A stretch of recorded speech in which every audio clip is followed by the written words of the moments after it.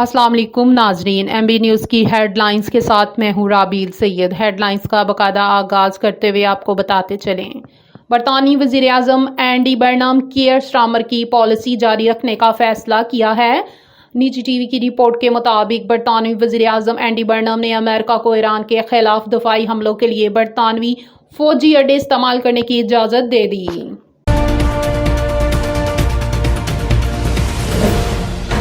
Next, वफाकी सरकारी मुलाजमीन के नए बुनियादी पे स्केल और अलाउंस का ऐलान कर दिया गया है। वजीर खजाना के मुताबिक नए बुनियादी स्केल 2026 जुलाई से नाफिज होगा। मुलाजमीन को 30 दिन के अंदर पुराने या नए पे स्केल का इंतखाब करना होगा।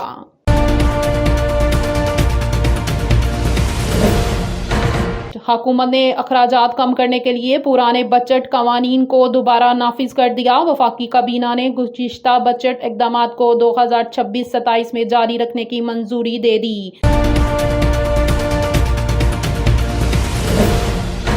साल 2026 के फुटबॉल वर्ल्ड कप के दौरान जहां दुनिया भर की नामवर शख्सियत मैदान में नजर आई, वहीं फाशी फिल्मों की साबका अदाकारा और मौजूदा सोशल मीडिया पर्सनैलिटी मियां खलीफा भी मौजूदगी ने भी मदाहों की खासी तवज्जो हासिल की। जमीयतुल उलमा इस्लाम फ़े के सरबराह मौलाना फजलुर रहमान की ज़ेर सदारत JUI की मरकजी मजलिस आमला और सूबाई आमरा का मुश्तरका इजलास हुआ, जिसके दौरान तवील गौर व खोज के बाद अहम फैसला किया गया।